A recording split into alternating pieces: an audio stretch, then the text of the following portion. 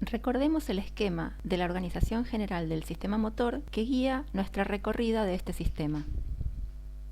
En esta clase veremos cuáles son las vías descendentes que controlan los movimientos voluntarios y modulan el tono muscular, y también los desórdenes asociados a su disfunción.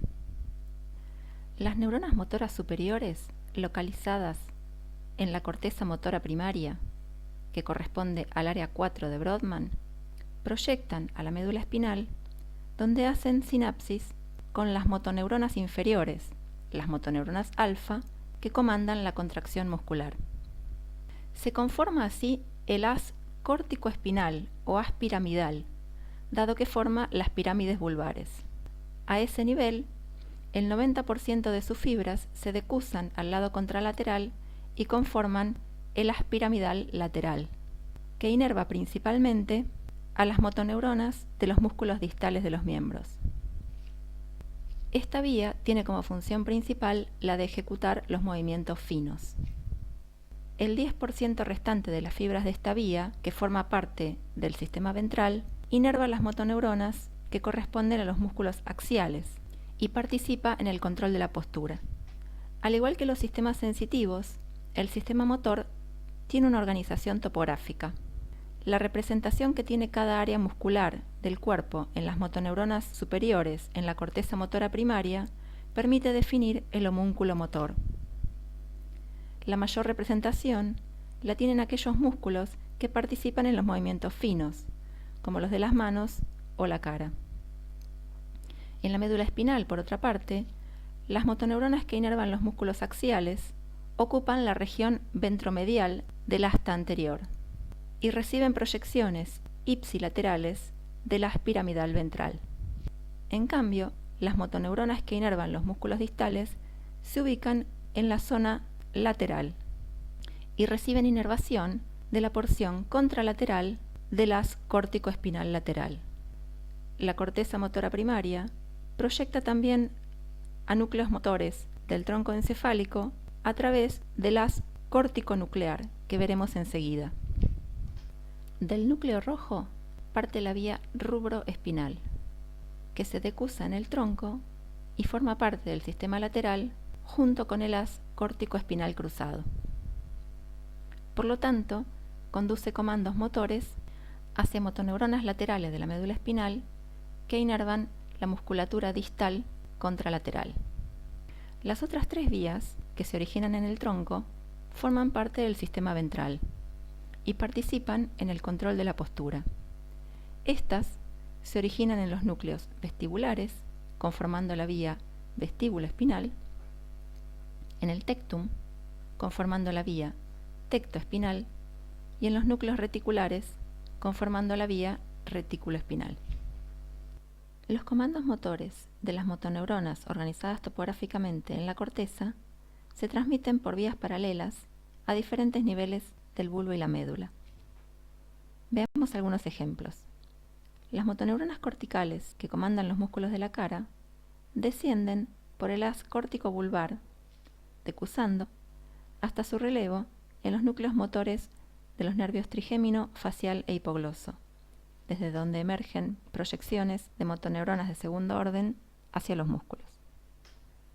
Las motoneuronas corticales que comandan los músculos de la mano descienden por el haz córtico-espinal lateral, decusando hasta su relevo en la médula espinal cervical, desde donde emergen proyecciones de motoneuronas alfa hacia los músculos de la mano. Las motoneuronas corticales que comandan los músculos de los miembros inferiores también descienden por el haz córtico-espinal lateral, decusando hasta su relevo en la médula espinal lumbar, desde donde emergen proyecciones de motoneuronas hacia los músculos de la pierna distal y el pie. Por último, las motoneuronas corticales que comandan los músculos de la pierna descienden ipsilateralmente por el haz córtico-espinal ventral. En la médula espinal, las motoneuronas reciben información de múltiples fuentes. Mencionemos algunas. Una son las aferencias sensoriales periféricas, capaces de disparar respuestas reflejas, como contraer un músculo en respuesta a su propio estiramiento. Otras aferencias las constituyen los circuitos generadores de patrones, localizados en la médula espinal y el tronco del encéfalo, como los que participan en la marcha. Y otra son las vías descendentes de origen cortical y troncal que transmiten comandos que disparan la actividad voluntaria compleja, como dirigir la mano hacia un objeto, entre otras. La mayoría de estas aferencias, periféricas y descendentes, acceden a las motoneuronas a través de redes locales de interneuronas. Estos circuitos de interneuronas participan en el acceso de las influencias sensoriales periféricas y de las vías descendentes a las motoneuronas. Por ejemplo, las interneuronas premotoras inhibitorias reciben comandos corticales en paralelo con los comandos directos sobre las motoneuronas, tal que el mismo comando, acá en violeta, puede activar las motoneuronas que inervan un músculo agonista e inhibir las motoneuronas que inervan los músculos antagonistas. Otras vías descendentes regulan el nivel de actividad de las interneuronas inhibitorias, de modo que pueda también ocurrir algunas veces contracción de músculos agonistas y antagonistas a la vez. Otro grupo de interneuronas inhibitorias recibe proyecciones colaterales de las mismas motoneuronas a las que inhiben, de modo que controlan su excitabilidad. Estas interneuronas inhibitorias reciben proyecciones corticales que, regulando la actividad de esta inhibición, pueden modular la excitabilidad de las motoneuronas. Estos circuitos permiten adaptaciones rápidas asociadas al contexto en el que se produce el movimiento, y también pueden sufrir cambios funcionales plásticos de largo término. Estos cambios plásticos de larga duración pueden producirse también en situaciones patológicas. Una condición patológica de relevancia es la sección medular completa, que puede ser producto de un traumatismo como una caída o un golpe violento en un accidente de tránsito. La lesión medular implica que los circuitos medulares pierden la influencia supraespinal. Durante la primera fase, luego de una lesión medular, la médula muestra una depresión de sus funciones y llamaremos a esta etapa de shock espinal. Está caracterizada por parálisis, es decir, pérdida de la capacidad de realizar movimientos voluntarios, o paresia, es decir, disminución de la fuerza muscular, con hipotonía, es decir, tono muscular reducido, e hipo o arreflexia, es decir, debilitamiento o ausencia de las respuestas reflejas. Estos efectos ponen de manifiesto el efecto facilitador tónico de las vías descendentes sobre los circuitos espinales. Normalmente, estas vías mantienen tónicamente despolarizadas a las motoneuronas, de modo que los aferentes segmentarios pueden hacerlas llegar al umbral de disparo fácilmente. Esta dependencia de las estructuras superiores es mayor cuanto mayor es el grado de encefalización. En esta etapa encontramos también el signo de Babinski positivo, indicando lesión piramidal, que veremos más adelante. Meses después de la lesión, se observarán los signos de la etapa crónica, en la cual no habrá recuperación de la parálisis o paresia, pero las aferencias sensoriales segmentarias recuperarán su capacidad de hacer disparar a las motoneuronas alfa, llegando a superar la actividad normal. Por esto encontramos espasticidad, es decir, hipertonía e hiperreflexia. Estos signos crónicos se producen debido a una serie de adaptaciones en los circuitos espinales.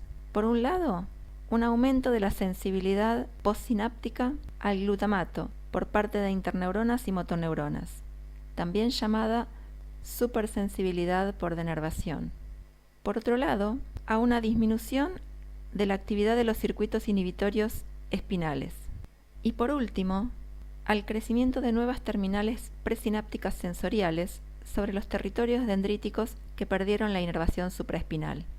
Este fenómeno de plasticidad es denominado sprouting o rebrote.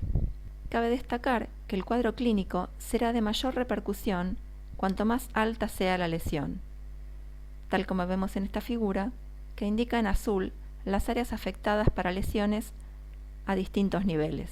Por ejemplo, Para una sección medular completa a nivel cervical, el área afectada por debajo de la lesión es mayor que para una lesión a nivel lumbar.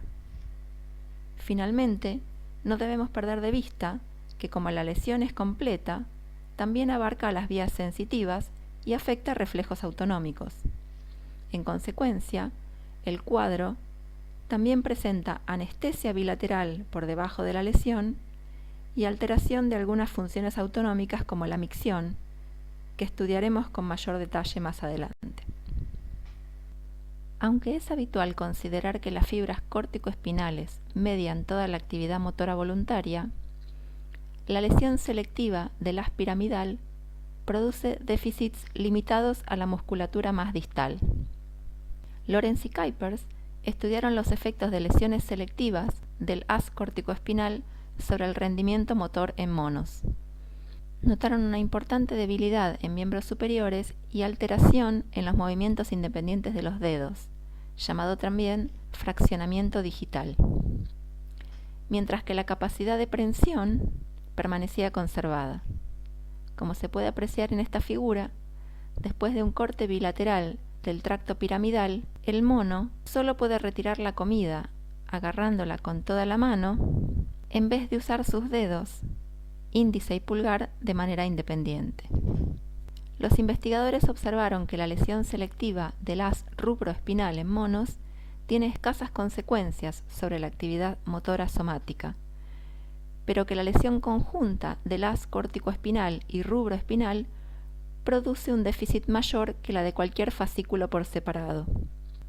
Por otro lado, la lesión en los haces ventrales produce déficits vinculados a la postura y la locomoción y el control proximal de los miembros, pero de nuevo, si la lesión es combinada con el haz piramidal, entonces el déficit axial es mayor.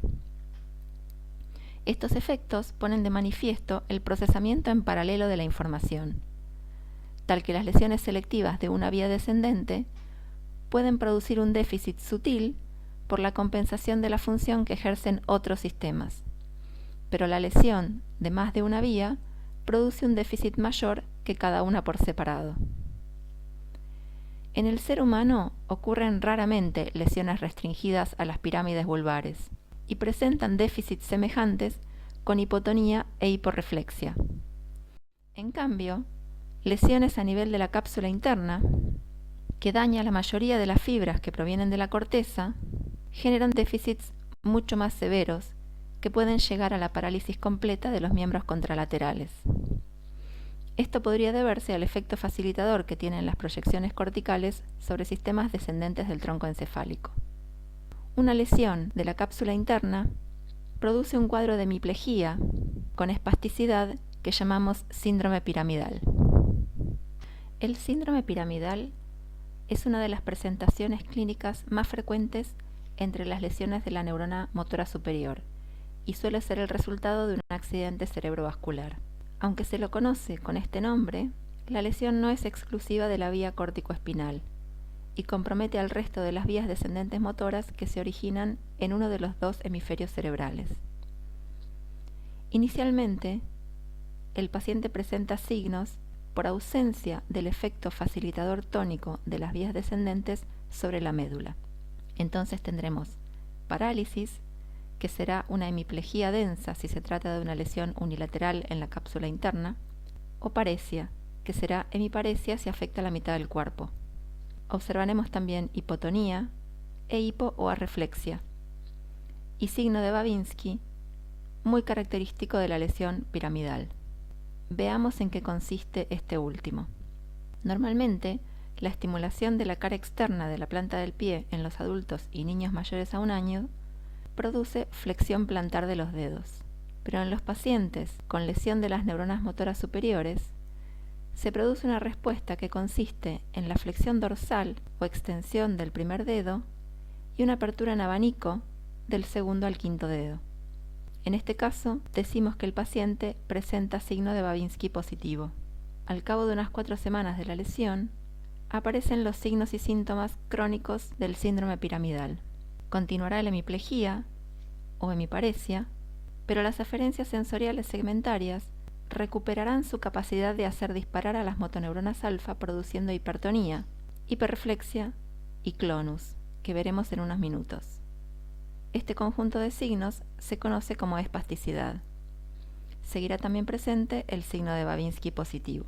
Tal como se describió previamente, estos signos se deben a la supersensibilidad por denervación, a la disminución de la actividad de los circuitos inhibitorios espinales y a la brotación axonal de las aferencias sensitivas. El signo de Babinski es un reflejo anómalo que se presenta cada vez que hay lesión del haz corticoespinal. Se trata de un reflejo arcaico presente en el recién nacido, dado que aún no ha madurado completamente el sistema motor, y se considera normal hasta los 2 años de edad. En el síndrome piramidal, vemos también la postura típica que presenta este cuadro, con flexión del miembro superior y extensión del miembro inferior contralaterales a la lesión. Veremos con más profundidad ahora algunos de estos signos. La espasticidad es consecuencia de un aumento de la actividad, tanto estática como dinámica, de los reflejos miotáticos, debido a la interrupción de las vías descendentes motoras. El incremento de la actividad estática se manifiesta en un aumento del tono muscular o hipertonía en los músculos extensores de los miembros inferiores y en los músculos flexores de los miembros superiores.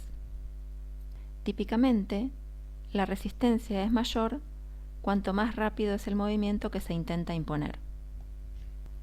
La hipertonía que presentan los pacientes con síndrome piramidal tiene características propias que la diferencian de la hipertonía relacionada con otras patologías, como la rigidez producida por lesiones en los ganglios de la base.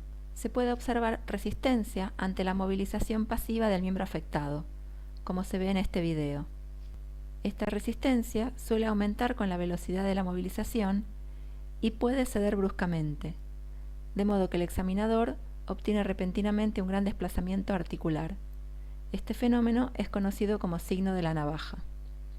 Se atribuye a la aparición de una respuesta miotática inversa frente al aumento de tensión en el tendón, generado por el examinador al producir el movimiento pasivo.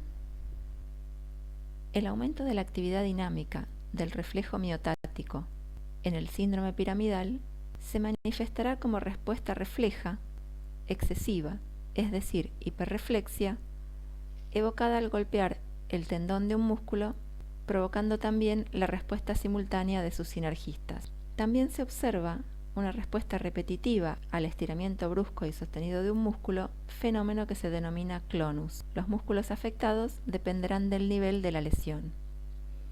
Veamos estos signos en un par de videos.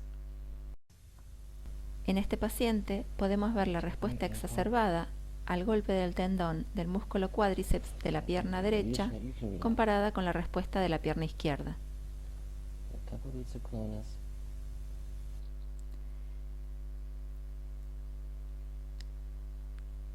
En este paciente, el clonus no es evidente.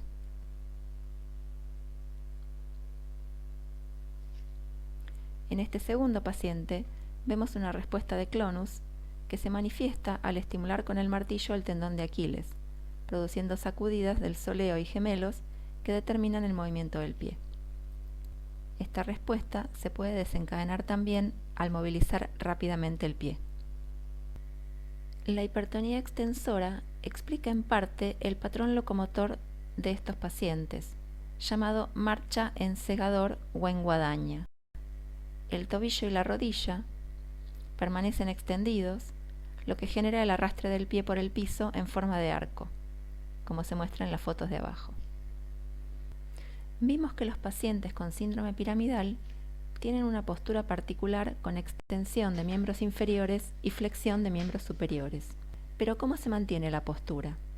Charles Sherrington, a principios del siglo XX, señaló que la postura de un gato descerebrado por una sección del mesencéfalo a nivel intercolicular parece una caricatura de la postura erecta, ya que muestra los músculos extensores de los miembros, el dorso, la nuca y la cola fuertemente contraídos, de modo que si se apoya sobre sus 4 patas, se mantiene erguido, y si se lo intenta movilizar pasivamente, se encuentra una gran resistencia.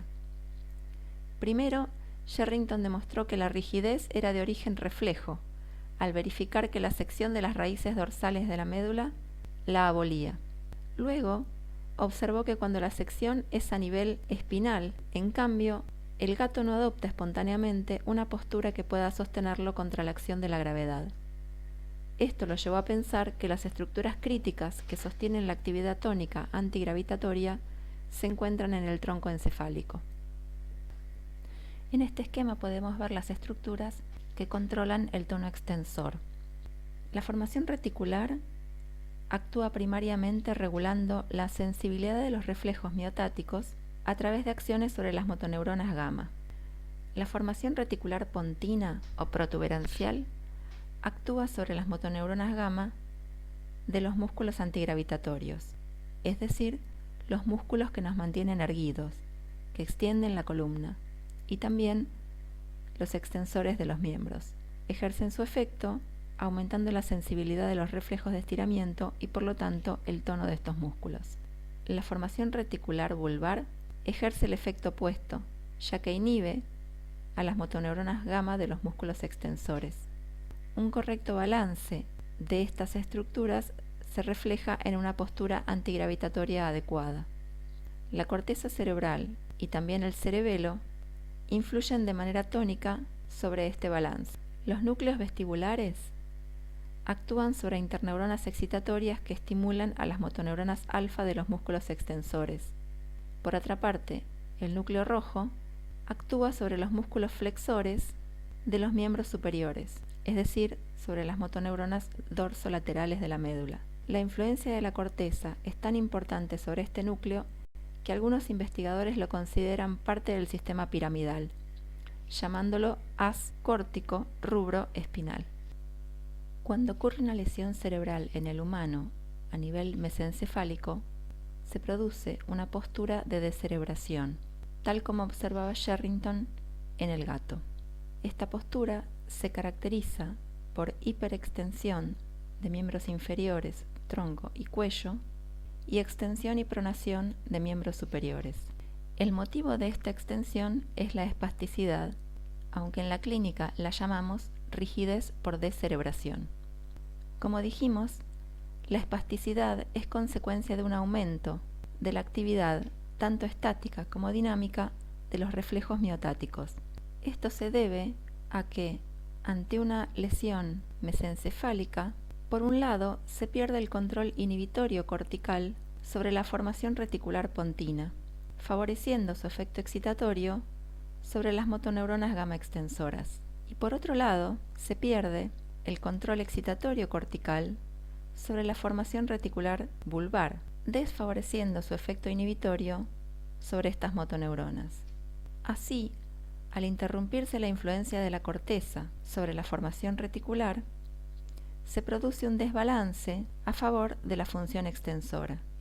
El desbalance en favor de la actividad de las motoneuronas gamma extensoras aumenta la sensibilidad de los reflejos miotáticos de los músculos que éstas inervan, ya que las motoneuronas gamma aumentan la sensibilidad o ganancia de los reflejos al tensar el huso neuromuscular.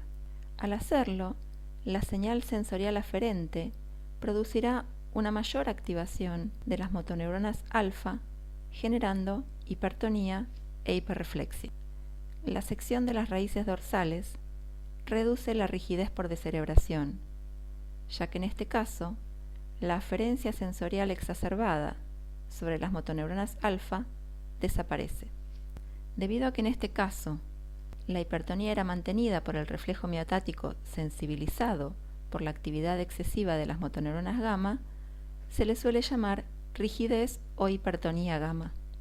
Cuando se presenta en el ser humano este cuadro, es un signo de extrema gravedad, ya que suele ser el resultado de la compresión del tronco encefálico por hernias de estructuras superiores, y existe también el riesgo de compresión sobre los centros respiratorios vulvares. Si la lesión es en cambio por arriba del mesencéfalo, se producirá lo que llamamos decorticación.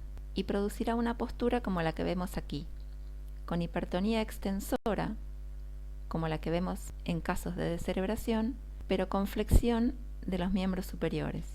En este caso, la hipertonía extensora responde a las mismas causas que en la descerebración, es decir, la falta de acción cortical sobre la formación reticular, que favorece la excitación y desfavorece la inhibición de las motoneuronas gamma extensoras, aumentando así el tono antigravitatorio.